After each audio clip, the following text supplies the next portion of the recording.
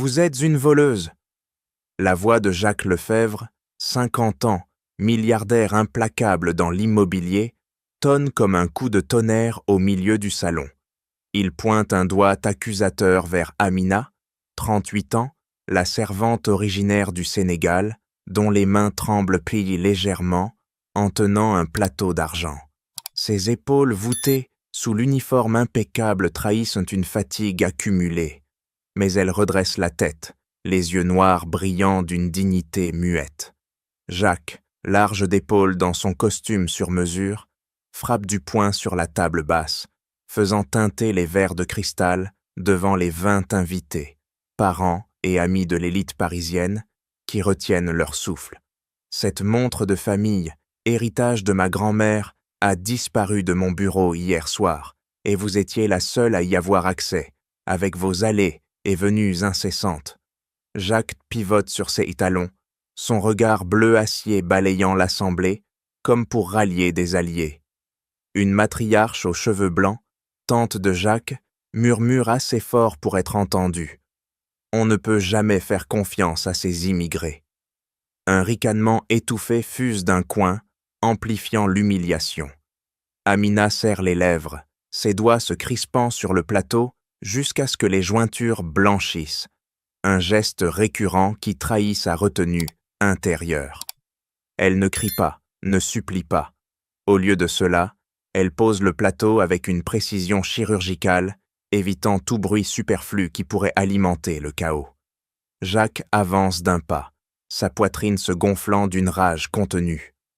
4 ans que je vous emploie, que je vous traite avec une générosité que vous ne méritez pas. Et voilà comment vous remercier, en pillant mes souvenirs les plus chers. Il extirpe de sa poche une photo froissée de la montre en or gravé, la brandissant comme une preuve irréfutable. Les invités s'agitent, certains hochent la tête en signe d'approbation, d'autres détournent le regard, mal à l'aise. Amina sent une brûlure monter dans sa gorge, mais elle croise les bras sur sa poitrine, un bouclier invisible contre les regards perçants. Son cœur bat la chamade, des images de son fils de 14 ans, attendant dans leur petit appartement de banlieue, flashent dans son esprit. Elle ne peut pas craquer maintenant.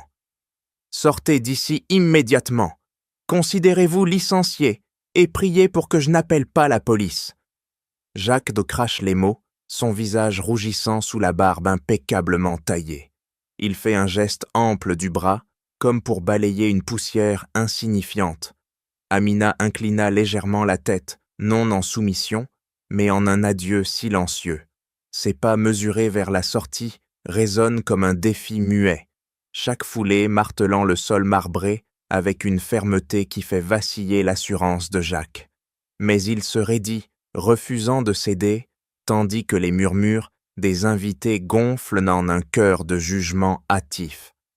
Au fond de lui, une fissure minuscule se forme, un doute fugace qui l'étouffe aussitôt. « Sortez !» Jacques d'aboie, l'ordre une seconde fois, son poing toujours serré, comme si le geste pouvait effacer la présence d'Amina. Elle reste immobile un instant, les yeux fixés sur lui, non pas avec haine, mais avec une sérénité qui le désarme intérieurement. Ses lèvres tremblent légèrement, et elle essuie d'un revers de main une larme solitaire qui glisse sur sa joue noire et lisse. Pas de cri, pas de défense hurlée. Amina, cette femme de 38 ans venue du Sénégal pour survivre, choisit le silence comme armure. Elle décroise les bras, ses doigts relâchant enfin leur étau, et se tourne vers les invités, dont les regards la transpercent comme des lames affûtées. D'un mouvement fluide, presque rituel, elle ramasse son tablier froissé sur le sol, le pliant avec une précision obsessionnelle, un tic qui révèle sa discipline forgée par des années de labeur ingrat. « Monsieur Lefebvre !» murmure-t-elle enfin, sa voix grave et mesurée, coupant le brouhaha naissant. « Un jour, vous verrez que la confiance ne se mesure ni à l'argent, ni à la couleur de peau. » Les mots atterrissent comme des pierres dans un étang, créant des ondes de malaise chez certains invités. La tante aux cheveux blancs détourne les yeux, mal à l'aise, tandis qu'un cousin ajuste nerveusement sa cravate, évitant tout contact visuel. Jacques sent une pointe acide monter dans sa gorge, mais il la ravale, redressant les épaules pour masquer son trouble naissant. Amina pivote alors vers Sophie, la fillette de 9 ans aux boucles blondes qui observe la scène du seuil de la porte, les poings serrés contre sa robe de velours. Sans un mot, Amina s'approche, ses pas feutrés sur le tapis oriental, absorbant tout bruit parasite. Elle s'agenouille, enveloppant Sophie dans une étreinte ferme mais tendre, ses bras musclés par le travail quotidien, serrant l'enfant comme pour imprimer un dernier souvenir. Sophie enfouit son visage dans l'épaule d'Amina, murmurant un « Ne pars pas » étouffé qui fait vaciller la résolution de Jacques. Il ouvre la bouche pour intervenir, mais Amina se relève déjà, déposant un baiser fugace sur le front de la petite, un geste maternel qui contraste avec la froideur ambiante. Elle se dirige ensuite vers la sortie, ramassant au passage son sac usé posé près de la porte, un vieux cuir éraflé contenant à peine quelques effets personnels et une photo jaunie de son fils. Chaque pas est si que délibéré, ses épaules droites défiant la gravité de l'humiliation. Les invités s'écartent instinctivement, formant un couloir improvisé, leurs murmures reprenant de plus belle. Quelle audace! Ou elle s'en tire à bon compte. Amina ignore tout, son esprit déjà tourné vers la banlieue pluvieuse où l'attend son garçon de 14 ans, avec ses rêves fragiles et ses besoins pressants. Elle pousse la lourde porte d'entrée, le bois grinçant comme un adieu forcé, et disparaît dans la nuit parisienne, laissant derrière elle un vide palpable. Jacques reste figé, son poing se desserrant lentement, les jointures rougissant sous la pression relâchée. Il sent le poids des regards sur lui, mais refuse de croiser ceux de Sophie, qui le fixe avec une intensité muette. Intérieurement, une crevasse s'ouvre. Était-ce vraiment elle? Mais il balaie le doute, se convainquant que justice est faite. Pourtant, le silence qui suit son départ pèse plus lourd que tous les cris. « Papa, arrête !» Sophie, 9 ans, aux boucles blondes emmêlées, surgit du haut de l'escalier, ses petits pieds claquant sur les marches de marbre. Elle se ferait un chemin à travers les invités figés, bousculant une chaise qui vacille dangereusement, et attrape la main d'Amina juste au moment où Jacques lève le bras pour pointer la sortie. « Amina n'a rien volé, c'est ma deuxième maman !» hurle-t-elle, sa voix aiguë tranchant l'air comme une lame affûtée. Les invités retiennent sur leur souffle, une cousine porte la main à sa bouche, tandis qu'un oncle recule d'un pas, les yeux écarquillés. Jacques pivote vers sa fille, son visage virant au pourpre, les veines saillant sur son cou. Il serre les dents, un tic nerveux qui fait trembler sa mâchoire, et agrippe l'épaule de Sophie pour la tirer en arrière. « Tais-toi, Sophie, tu ne sais rien de ces affaires d'adulte. » Mais Sophie se débat, ses ongles minuscules s'enfonçant dans la manche d'Amina, refusant de lâcher prise. Ses larmes coulent librement, mouillant le tissu de l'uniforme, et elle tire Amina vers elle comme un bouclier vivant. « C'est pas elle, je sais où était la montre !» crie-t-elle, sa poitrine se soulevant en saccade rapide. Jacques lâche un grognement sourd, son poing se crispant à nouveau, comme pour écraser l'insolence de l'enfant. Il avance d'un pas menaçant, forçant les invités à s'écarter, leurs murmures enflant en un bourdonnement confus. Quelle audace pour une gamine! Ou le père devrait la corriger sur le champ. Amina tente de se dégager doucement, ses doigts effleurant la tête de Sophie pour l'apaiser, mais la fillette s'accroche plus fort, ses sanglots se muant en une détermination farouche. Dans un élan de panique, Sophie se libère et se rue à travers la pièce, renversant un vase de cristal qui explose en éclats sur le sol, des fragments scintillants volant comme des éclats de colère. Elle plonge sous la table basse, bousculant des verres qui se brisent, et fouille frénétiquement, ses petites mains balayant les tapis. Les invités reculent en chaos. Une femme trébuche sur une chaise renversée, amplifiant le tumulte. Jacques rugit. « Arrête ça tout de suite !» Mais Sophie ignore tout, son corps menu, rampant sous le meuble, les joues rougies par l'effort. Soudain, ses doigts touchent le métal froid, la montre en or, glissée là par inadvertance lors d'un jeu innocent la veille. Elle l'extirpe triomphalement, la brandissant haut, les gravures anciennes luisant sous les lumières. « Regardez, elle était juste tombée. Amina n'a rien fait. » Jacques se fige, son bras retombant mollement le long de son corps. Ses yeux s'écarquillent, fixant l'objet comme un fantôme ressuscité. Une vague de choc le traverse, ses épaules s'affaissant imperceptiblement, les jointures de ses doigts blanchissant autour de rien. Les invités murmurent plus fort, certains avec embarras, d'autres avec un soupçon de reproche. « Papa, tu as tort !» insiste Sophie, haletante, tendant la montre vers lui comme une accusation muette. Jacques attrape l'objet d'un geste brusque, ses mains tremblant légèrement, un signe de faille qu'il masque en serrant plus fort. Intérieurement, une brûlure monte. Et si elle avait raison? Mais il ravale sa bile, marmonnant. « C'est une coïncidence, elle a dû la cacher là. » Pourtant, comme Amina franchit enfin la porte, le doute s'insinue, rongeant sa certitude comme un acide lent. Sophie le fixe, les yeux emplis de reproches, et Jacques sent pour la première fois le poids écrasant de son erreur, un regret naissant qu'il combat encore. « Je dois la trouver !» Jacques claque la porte de sa Mercedes, le moteur vrombit dans la nuit parisienne, ses phares balayant les rues humides de la banlieue. À 50 ans, ce milliardaire habitué au bureau climatisé serre le volant jusqu'à ce que ses articulations blanchissent, un geste compulsif qui trahit son agitation intérieure. Il accélère, ignorant les klaxons des voitures, qu'il double, son esprit hanté par l'image de Sophie brandissant la montre, ses yeux accusateurs plantés en lui comme des dagues. « Comment ai-je pu être aussi aveugle ?» marmonne-t-il entre ses dents, sa voix rauque se brisant sur le tableau de bord illuminé. Il s'engage dans les quartiers populaires de la périphérie, les immeubles délabrés, défilant comme des ombres accusatrices.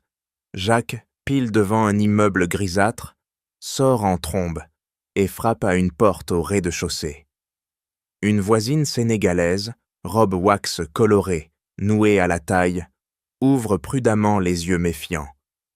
Amina? Elle habite au 3e, mais elle n'est pas rentrée depuis des heures, lâche-t-elle d'un ton sec, croisant les bras comme un rempart. Jacques insiste, sa voix, tonnante habituelle, se cassant en une supplique forcée. « Dites-moi où elle pourrait être, c'est urgent !» La femme hausse les épaules, mais glisse un indice. « Essayez le café du coin, elle y travaille parfois le soir pour arrondir les fins de mois. » Jacques hoche la tête, ses pas précipités résonnant dans l'escalier étroit, mais il repart sans un merci, son arrogance refaisant surface malgré le regret qui le ronge. Au café bondé, l'odeur de café moulu et de pain frais l'assaille. Il pousse la porte, balayant la salle du regard. Derrière le comptoir, Amina essuie des tasses, ses mouvements précis et rythmés, les manches relevées, révélant des avant-bras marqués par le labeur. Mais elle n'est pas là, une collègue, jeune femme au dreadlock, le toise.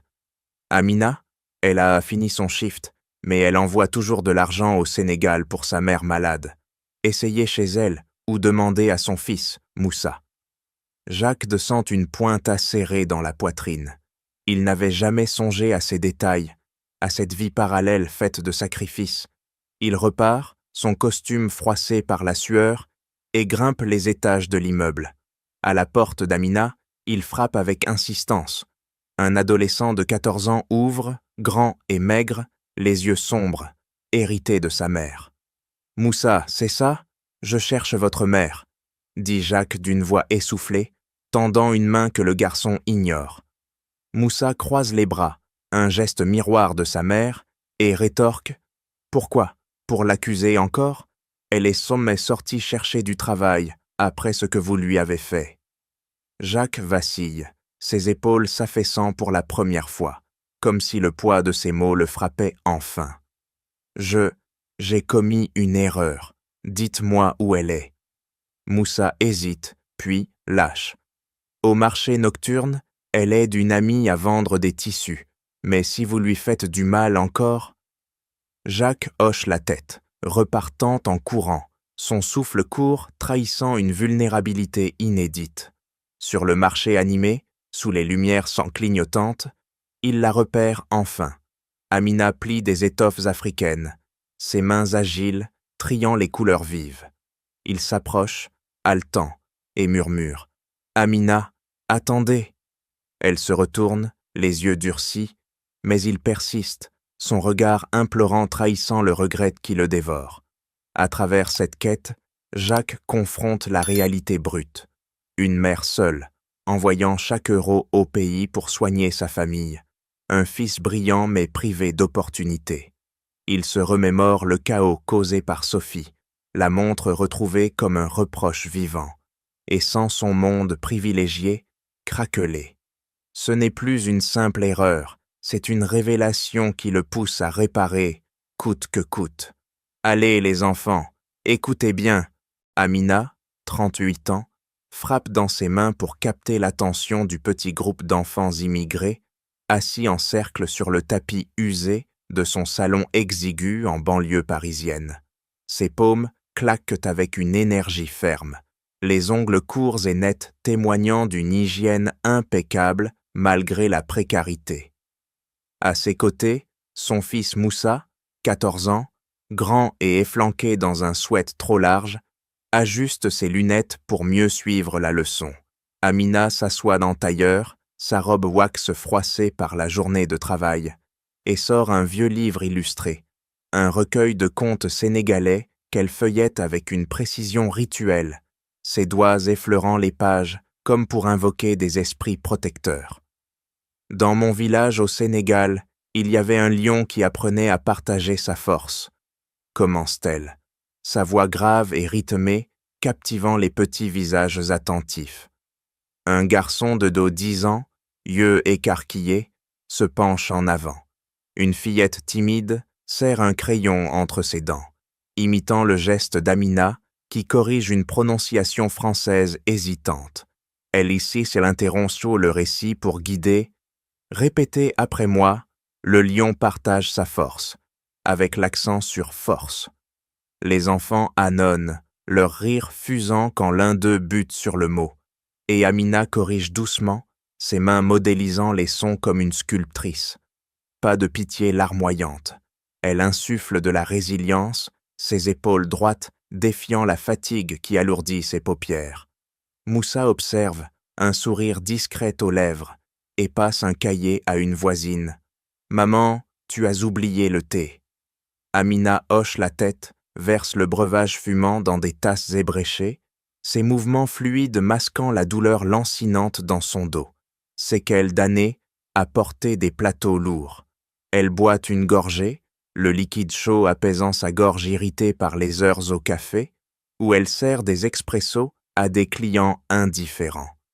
Ce conte nous enseigne que même dans la faiblesse, on trouve la puissance, poursuit-elle, ses yeux s'attardant sur une petite qui ressemble vaguement à Sophie, déclenchant un pincement au cœur.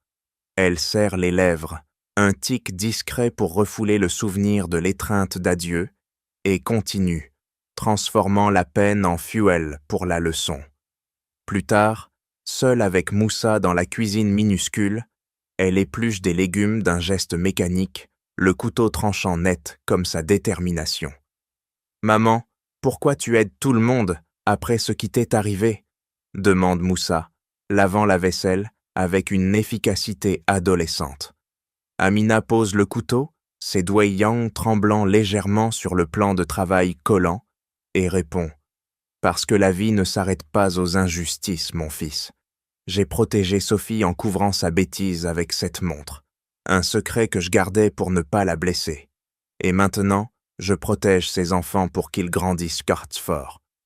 Moussa acquiesce, essuyant une assiette avec vigueur, et Amina l'attire contre elle, ses bras enveloppant comme un rempart contre le monde extérieur.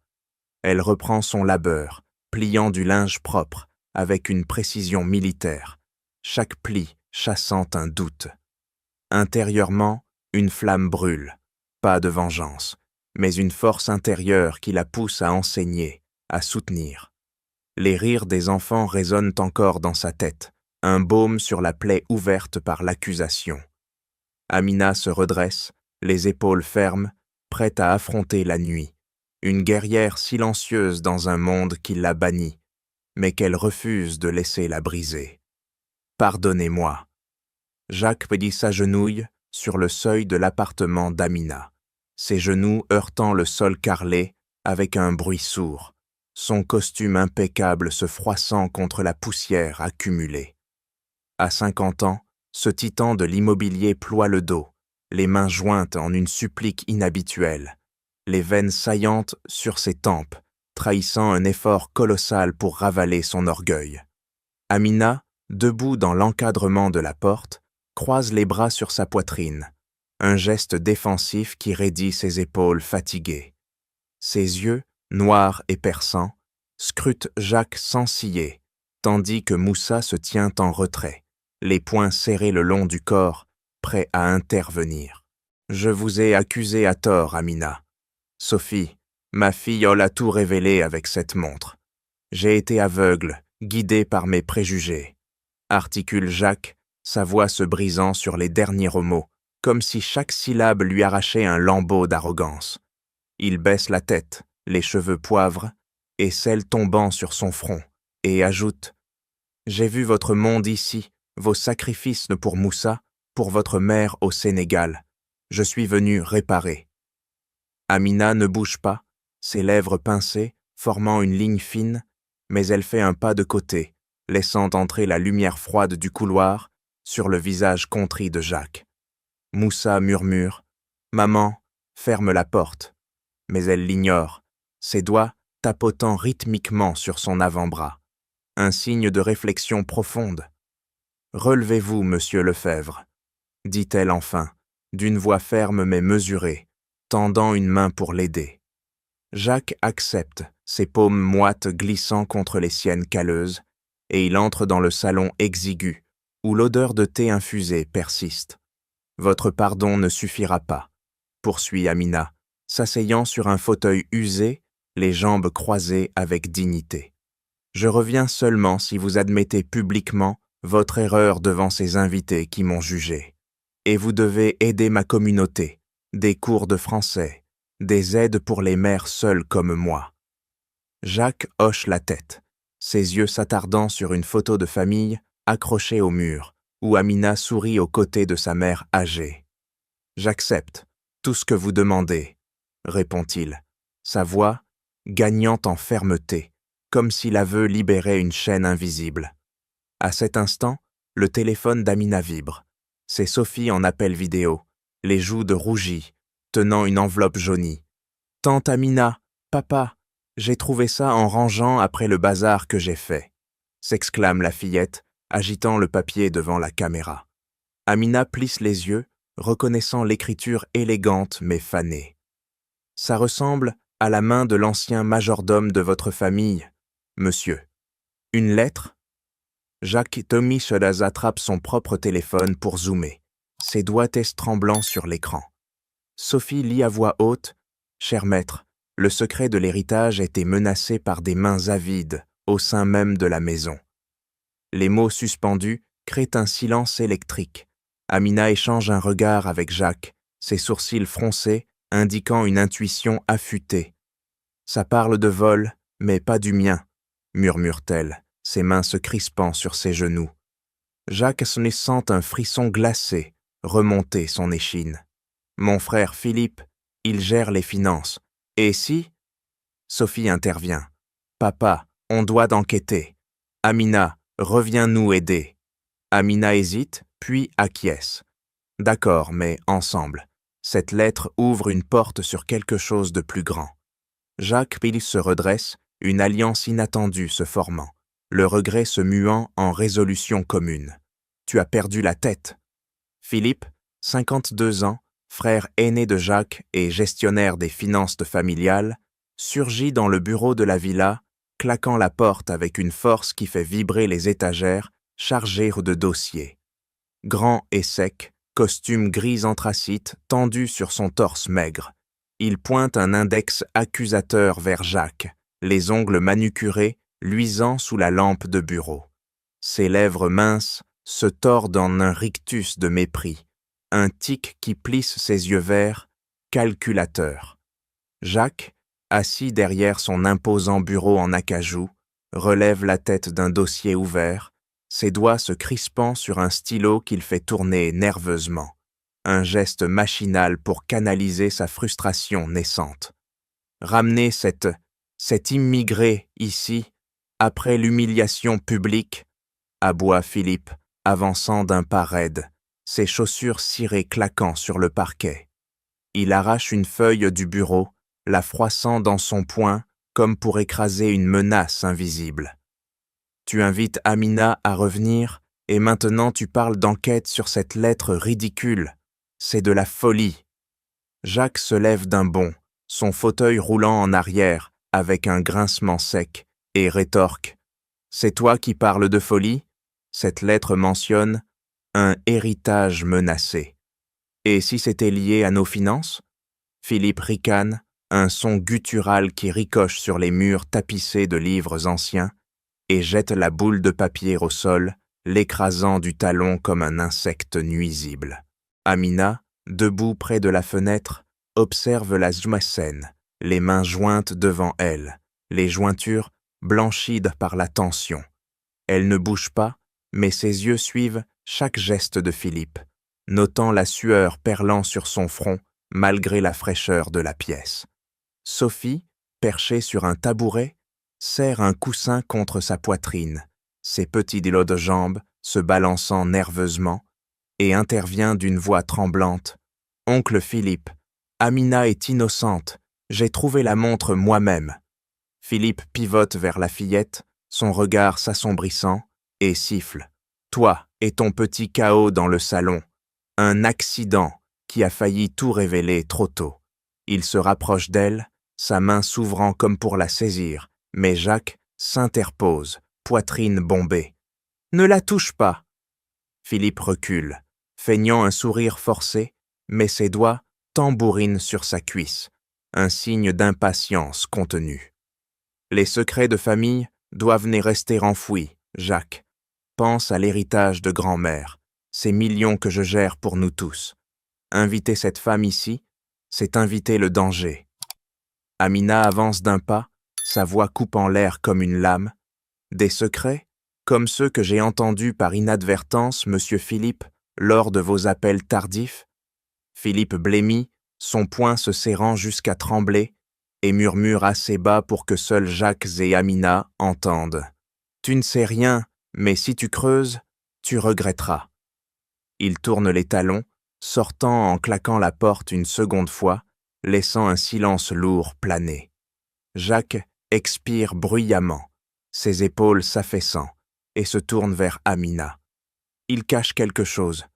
Elle acquiesce, ses mains se détendant enfin, et ramasse la feuille froissée, la lissant avec soin.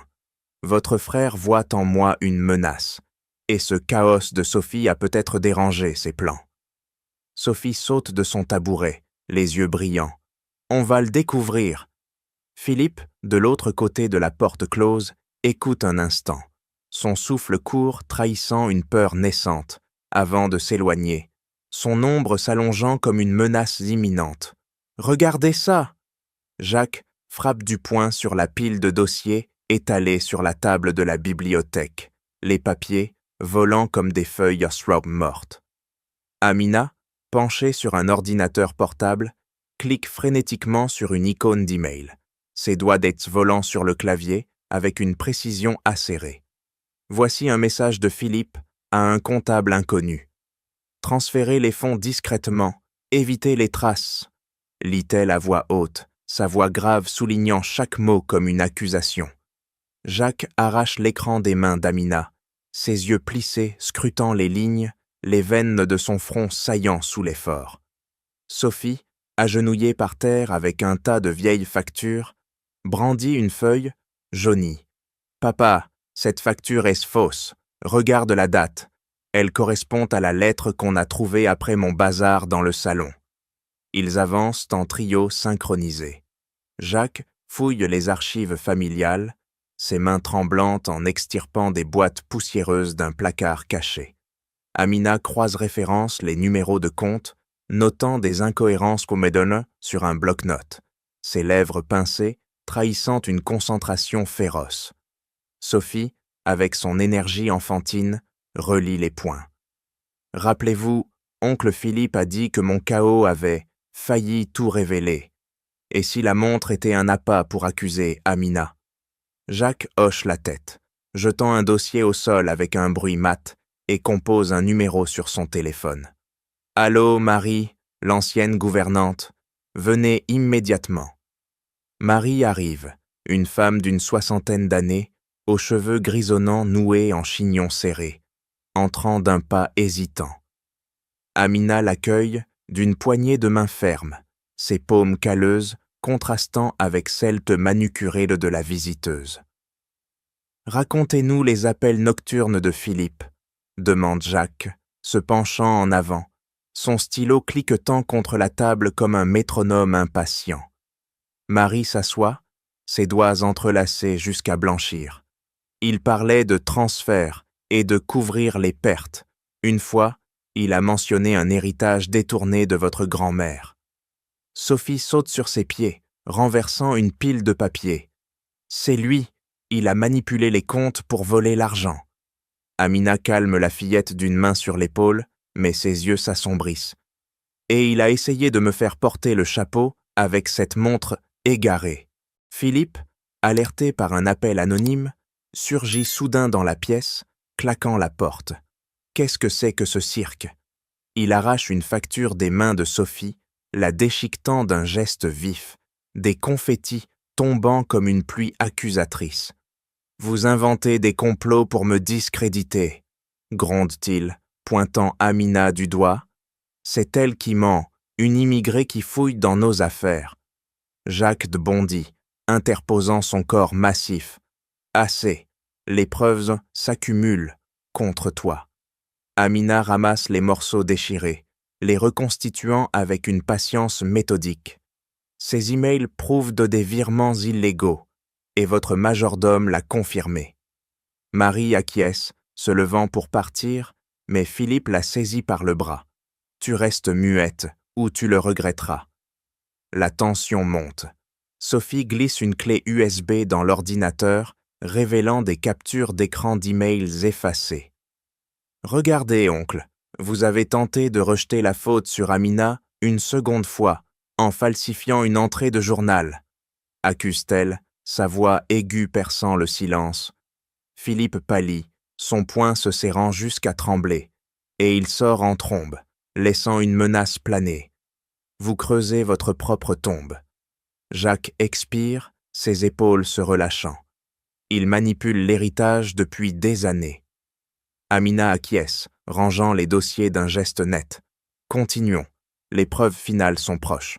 Le trio se resserre, l'enquête accélérant comme un pouls affolé. « C'est lui !» Amina bondit de sa chaise, claquant une main sur la table de la salle à manger, les dossiers s'éparpillant comme des cartes battues. Ses yeux flamboyants fixent l'écran de l'ordinateur où un relevé bancaire falsifié clignote en rouge vif. Jacques arrache le laptop, ses doigts engourdis par le choc pianotant sur les touches pour zoomer « Des millions détournés, de l'héritage de grand-mère ». Sophie, debout sur une chaise pour mieux voir, pointe l'index. « Regardez, oncle Philippe a signé ça, et la date correspond à quand il a fait tomber la montre exprès. » Amina hoche la tête, ses lèvres se pinçant en une ligne dure, et attrape un téléphone jetable trouvé dans les affaires du majordome. Écoutez cet enregistrement, sa voix, dictant des ordres pour cacher les fraudes. Jacques appuie sur lecture, le haut-parleur crachotant. Effacez les traces, transférez tout sur le compte offshore et assurez-vous que cette servante disparaisse si elle a entendu quoi que ce soit. » La voix de Philippe, froide et calculée, emplit la pièce, faisant frissonner Sophie qui serre ses bras autour d'elle, les ongles s'enfonçant dans sa peau. Il voulait me piéger avec la montre pour me faire taire.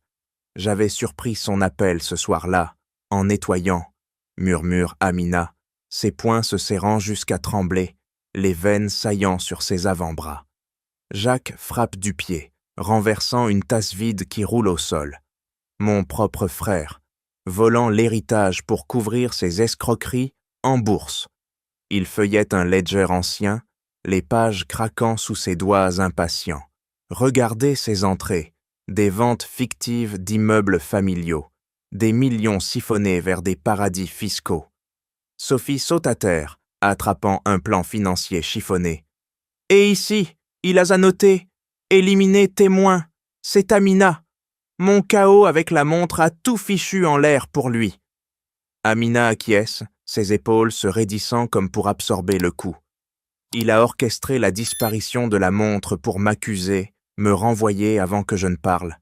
Mais Sophie l'a retrouvé, brisant son alibi parfait. Jacques se passe une main sur le visage, les traits tirés par la trahison. L'héritage de grand-mère, des terrains à Paris, des actions, tout dilapidé pour ses dettes personnelles. Il compose un numéro, appelant un avocat. Confirmer ses virements. Oui, des preuves irréfutables de fraude. Philippe, averti par un espion discret, pousse la porte à la volée, son visage livide. « Qu'est-ce que vous fabriquez ?» Il arrache le ledger des mains de Jacques, le déchirant d'un geste sauvage, des lambeaux flottant comme des aveux muets. « Ce sont des mensonges, cette femme vous manipule !» crache-t-il, pointant Amina du doigt, ses ongles s'enfonçant dans la reliure restante. Sophie hurle. « Non, tu as volé tout, pour tes erreurs en affaires. » Amina s'avance, bloquant Philippe. « J'ai vu votre appel, couvrir les pertes avec l'héritage, et vous avez utilisé la montre pour me discréditer. » Jacques empoigne son frère par le col. « Avoue, tu as ruiné notre famille pour tes magouilles. » Philippe se débat, son cou rougissant sous la prise. « Vous ne comprenez rien, c'était pour sauver l'Empire. » Mais ses yeux trahissent la panique, fuyant vers la sortie. Amina ramasse un fragment déchiré. Voici la preuve finale, un compte à son nom au Caïman. Jacques lâche Philippe, qui recule, haletant. Vous regretterez ça. Il s'enfuit, laissant le trio face à la vérité crue. Une trahison profonde, un plan machiavélique pour éliminer les obstacles, avec Amina comme bouc émissaire. Sophie serre la main d'Amina. On l'a eu. Jacques expire, la résolution durcissant son regard. Maintenant, on le confronte pour de bon. Ferme-la. Philippe bondit de son fauteuil, claquant une main sur le bureau en verre trempé, une fissure fine se propageant comme une veine éclatée. Amina, debout face à lui dans l'office panoramique de la tour d'affaires, ne recule pas. Elle avance d'un pas, ses chaussures plates martelant le sol poli, les yeux rivés sur les siens. « Vous avez volé l'héritage, les preuves de sont irréfutables, » assène-t-elle, sa voix tranchante comme un couteau, tendant un dossier gonflé de relevés bancaires. Philippe arrache les papiers, les déchiquetant d'un geste rageur, des confettis voltigeant autour d'eux comme une tempête miniature. Il contourne le bureau, sa cravate se desserrant dans le mouvement, et verrouille la porte d'un clic sec, le mécanisme émettant un écho sinistre. « Tu crois pouvoir me détruire ?» grogne-t-il, saisissant Amina par le poignet, ses doigts s'enfonçant dans sa peau jusqu'à laisser des marques rouges. Elle se débat, son coude heurtant une lampe qui bascule, projetant des ombres dansantes sur les murs vitrés. « Lâchez-moi !» ordonne-t-elle, sa voix montant d'un ton, mais Philippe la pousse contre le mur, son souffle chaud sur son visage. « Tu as entendu trop de choses, cet appel, ces transferts, et maintenant, avec tes fouilles, tu signes ton arrêt de mort. » Il extirpe un coupe-papier du tiroir, la lame luisant sous les néons, et le pointe vers sa gorge, la forçant à reculer jusqu'à ce que son dos heurte la vitre froide, surplombant Paris. Amina halète, ses mains cherchant un appui sur le rebord, les ongles grattant le verre sans bruit. Jacques sait tout, Sophie aussi. Vous ne vous en sortirez pas, rétorque-t-elle, ses mots claquant comme des coups. Philippe ricane, pressant la lame plus près, une goutte de sueur coulant sur sa tempe.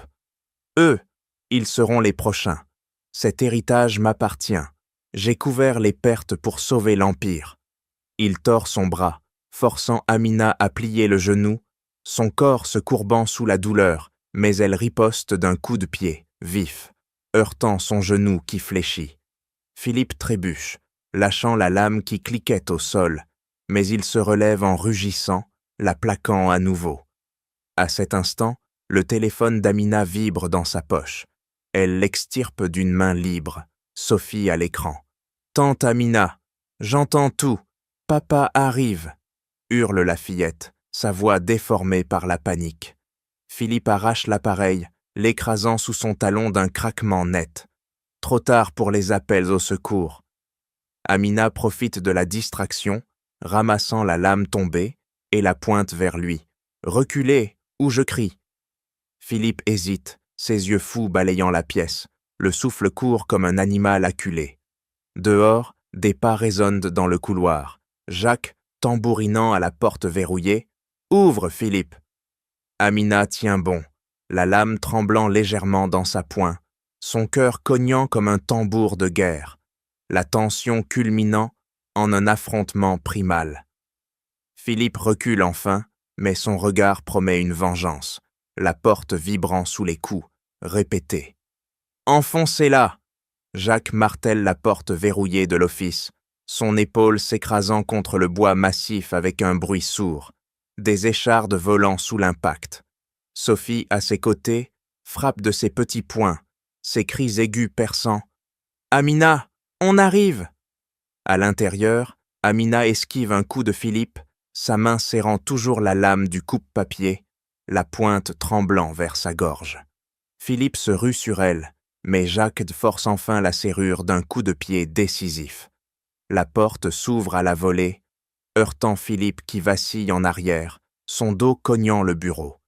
Jacques de charge, empoignant son frère par le col, le plaquant au sol d'un geste fluide. « Lâche-la !» rugit-il, ses genoux écrasant la poitrine de Philippe, qui halète, les yeux exorbités. Amina lâche la lame, ses mains tremblantes en se posant sur ses genoux, le souffle court comme un feu intérieur. Sophie se précipite vers elle, l'enlaçant. « Tante Amina, ça va ?» Amina hoche la tête, ses doigts effleurant les cheveux de la fillette pour la rassurer, mais son regard durcit vers Philippe. Où était la preuve finale, ce disque dur avec les transferts illégaux? Philippe crache un rire étouffé, se débattant sous la prise de Jacques. « Vous ne trouverez rien !» Mais Sophie, fouillant le bureau renversé, extirpe un tiroir caché, ses petites mains arrachant un panneau dissimulé. « Regardez, une clé USB camouflée en stylo !» s'exclame-t-elle, la brandissant comme un trophée. Amina l'arrache, l'insérant dans l'ordinateur portable ouvert. L'écran s'illumine de fichiers cryptés, relevés de virements offshore, signatures falsifiées. Des millions volés, masqués par des ventes fictives, murmure Amina, cliquant frénétiquement, ses ongles claquant sur les touches. Soudain, des pas lourds résonnent dans le couloir. 2 gardes de sécurité, engagés de par Philippe, surgissent. Matraque brandie. « Attrapez-les !» ordonne Philippe, se libérant d'un coup de coude vicieux. Jacques de pivote, bloquant un assaillant d'un uppercut net, son poing s'écrasant sur une mâchoire avec un craquement. Amina pousse Sophie derrière elle, saisissant une chaise pour la fracasser sur le second garde, les éclats de bois volant comme des projectiles. « Courez !» crie Jacques, arrachant la clé USB de l'ordinateur. Il se sprinte dans le couloir, les gardes à leur trousse, Sophie trébuchant mais rattrapée par Amina qui la hisse sur son dos. Il dévale alors les escaliers de service, les pas ennemis tonnant derrière. Jacques composant un appel d'urgence, police, intrusion et agression. Amina verrouille d'une porte intermédiaire d'un coup de pied, gagnant du temps, ses muscles bandés comme des câbles. Sophie, haletante. C'est comme quand j'ai renversé le salon, on trouve toujours la vérité. Ils émergent dans le parking souterrain, sautant dans la voiture de Jacques, qui démarre en trombe, les pneus crissant sur le béton. Philippe, laissé derrière, hurle des ordres inaudibles, mais la clé USB dans la poche d'Amina pulse comme un cœur victorieux.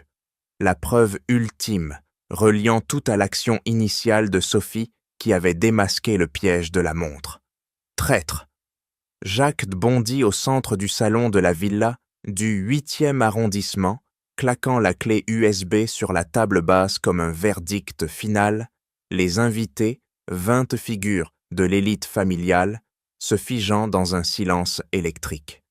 Philippe, assis au bout de la pièce, se lève d'un saut, renversant sa chaise qui s'écrase au sol avec un bruit sec, son visage virant au cramoisi. « C'est un mensonge !» hurle-t-il, arrachant la clé des mains de Jacques, mais Amina s'interpose, sa paume s'abattant sur son poignet comme un étau. « Regardez tous, les preuves parlent !» Elle insère l'objet dans un projecteur, l'écran mural s'illuminant de relevés bancaires accablants, des colonnes de chiffres rougeoyants défilant comme des accusations vivantes. Les invités murmurent, une cousine portant la main à sa gorge, un oncle ajustant ses lunettes pour mieux scruter. Des millions volatilisés. Sophie, perchée sur un tabouret, saute à terre et se rue vers l'écran, renversant un plateau de verre qui explose en éclats, un écho délibéré de son chaos initial. « Voyez, oncle Philippe a volé l'héritage de grand-mère, transfert, offshore, signature falsifiée », crie-t-elle, pointant les lignes incriminantes, ses petits doigts semblent tremblants d'excitation. Philippe se débat, jetant la clé au sol, où elle rebondit comme un défi. « C'est monté de toutes pièces, cet immigré et cette gamine mentent pour me ruiner. » Jacques empoigne un micro improvisé, sa voix tonnant. « Écoutez l'enregistrement. Vos propres mots, Philippe. Couvrez les pertes avec l'héritage. » Il appuie sur play, la voix nasillarde de Philippe emplissant la pièce, faisant blêmir les invités. Une tante se lève, chancelante. « Mon Dieu, c'est vrai. » Amina avance, ramassant la clé d'un geste vif et la tend à un avocat présent. Voici le disque dur, preuves irréfutables de fraude, de tentative d'éliminer les témoins. Philippe recule, heurtant un mur, ses mains s'ouvrant et se fermant comme des griffes. Vous ne comprenez pas, c'était pour nous tous. Sophie, dans un élan final, balaie l'écran d'un geste théâtral, affichant une photo de la montre retrouvée. Tout a commencé avec ça, votre piège pour accuser Amina, brisé par mon bazar. Les invités explosent en exclamations, certains se tournant vers Philippe avec des regards accusateurs. Il s'effondre sur une chaise, les mains couvrant son visage, les épaules secouées par des sanglots fins. Jacques s'approche, dominant. C'est fini, la police arrive. Amina croise les bras, sa posture inflexible. Justice pour l'héritage volé, et pour moi. Philippe relève la tête, les yeux injectés de sang. Vous payerez pour ça.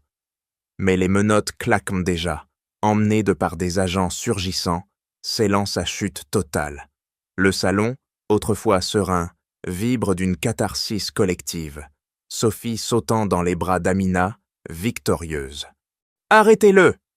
L'inspecteur principal bondit dans le salon, plaquant Philippe contre le mur d'un geste sec, les menottes claquant autour de ses poignets, avec un bruit métallique irréfutable. Philippe se débat, son cou se tordant comme un serpent acculé, crachant. « C'est une erreur! Je suis innocent !» Mais l'inspecteur le tire en arrière, ses bottes raclant le parquet, tandis que deux agents empoignent ses bras, les tordant jusqu'à ce qu'il grimace de douleur. Jacques observe, debout au centre, les poings serrés le long du corps, ses ongles s'enfonçant dans ses paumes pour contenir une rage résiduelle.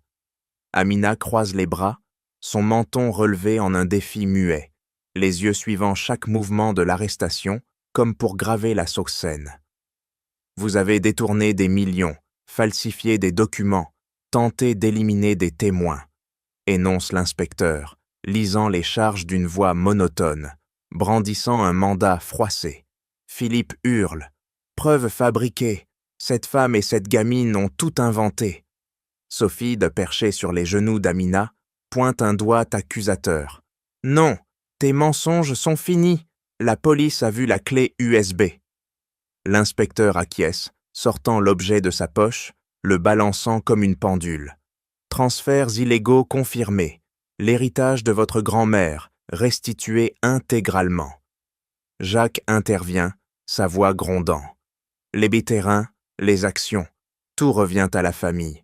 Tes dettes personnelles ne nous engloutiront plus. Philippe s'effondre sur une chaise escortée, les menottes grinçant contre le bois, son front perlant de sueur froide.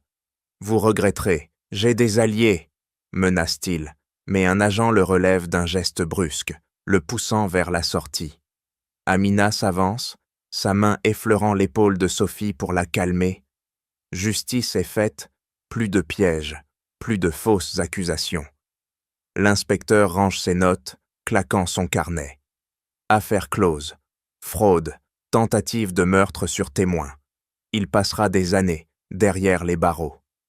Jacques expire, ses épaules se relâchant enfin, et se tourne vers Amina. Pardonnez-moi encore, sans Sophie et son audace initiale, avec cette montre révélée dans le chaos, nous n'aurions rien su. Sophie saute à terre, serrant les jambes de Jacques. Papa, on l'a arrêté grâce à nous tous. Il s'agenouille, l'enlaçant d'un bras ferme, les yeux humides. Ta bravoure a tout changé, ma fille. Et Amina, votre force nous a guidés. Philippe, traîné dehors, jette un dernier regard haineux, mais les portes se referment sur lui, scellant les nœuds, l'héritage récupéré via des audits rapides, les comptes gelés dégelés, les titres restitués. Amina hoche la tête, ses doigts se détendant. Les ombres dissipées, place à la lumière. L'inspecteur sort, emportant les derniers vestiges du complot, laissant la famille unie dans une catharsis palpable. Jacques semble se relève, la résolution gravée sur son visage. Maintenant, reconstruisons. Signons ça. Jacques y s'abat son stylo sur le contrat étalé sur la table de conférence, l'encre bleue se répandant en une signature ferme et décisive, scellant la création du fonds Espoir africain. À 50 ans, il se lève d'un bond, son costume ajusté, se tendant sur ses épaules l'exo large, et tend la main à Amina. Vous en serez la directrice, pour les immigrés comme vous, des bourses, des formations en français, des aides pour les familles.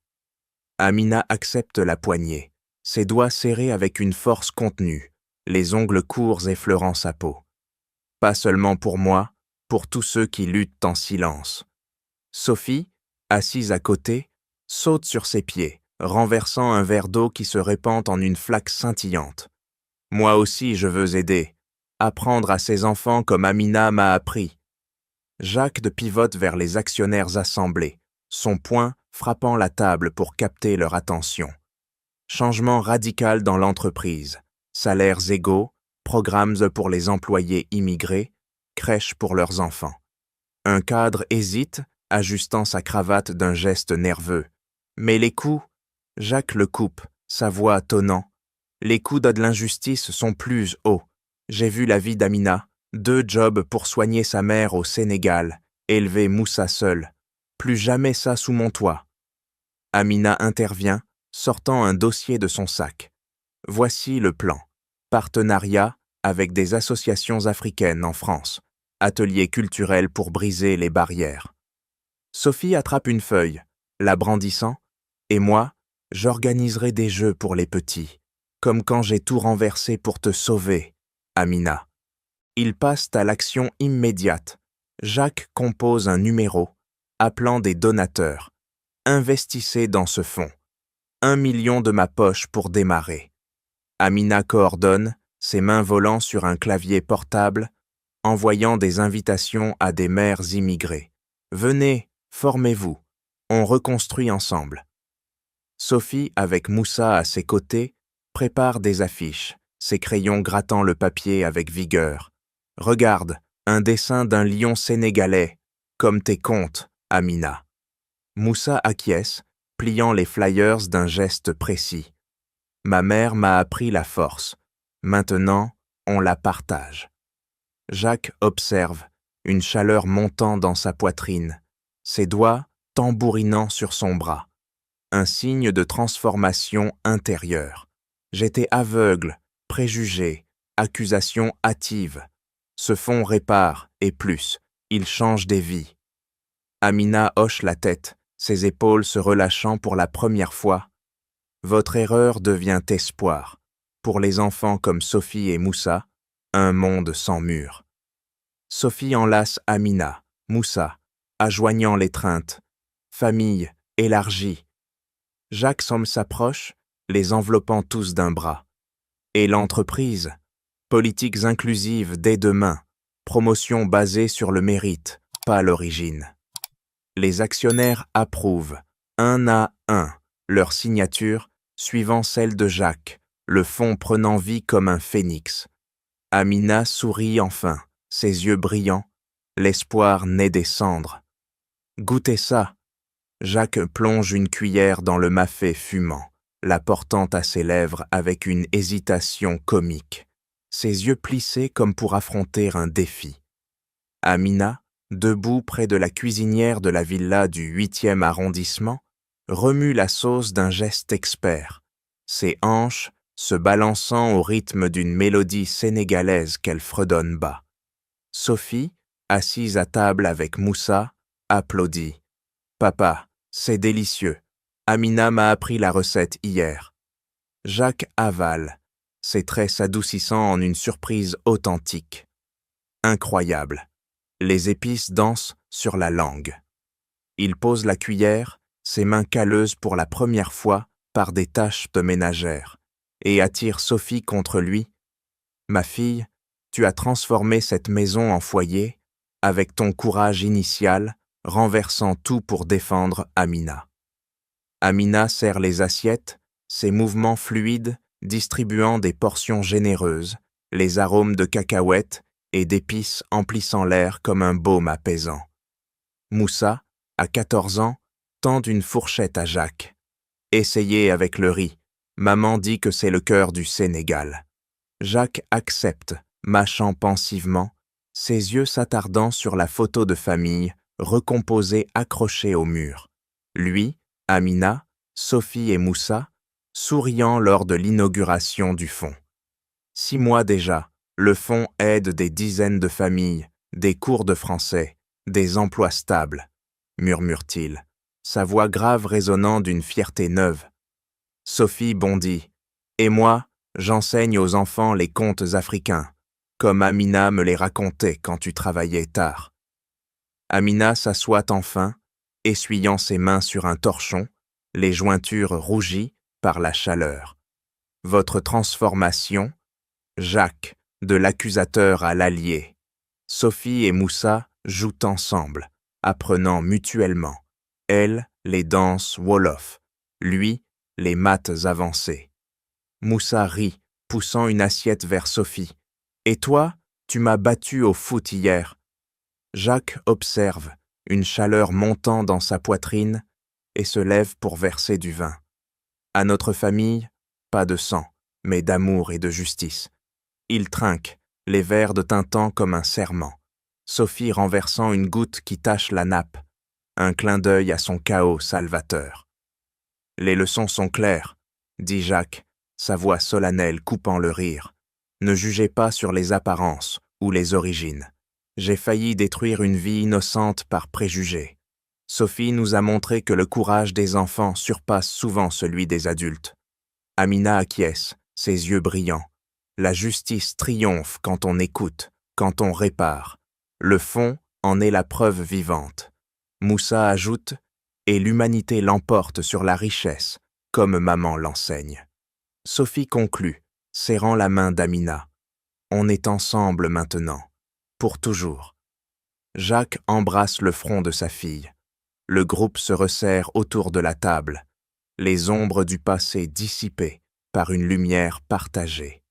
La villa vibre d'une harmonie neuve, un avenir où les erreurs deviennent des ponts, les familles se forgent par le cœur, et les leçons de vie perdurent au-delà des générations.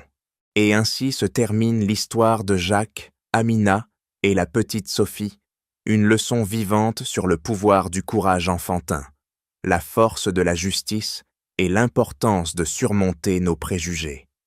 Dans un monde souvent divisé par les apparences et les origines, rappelez-vous que l'humanité triomphe, toujours lorsque l'on choisit l'empathie plutôt que la méfiance. Chers auditeurs, que pensez-vous de cette aventure?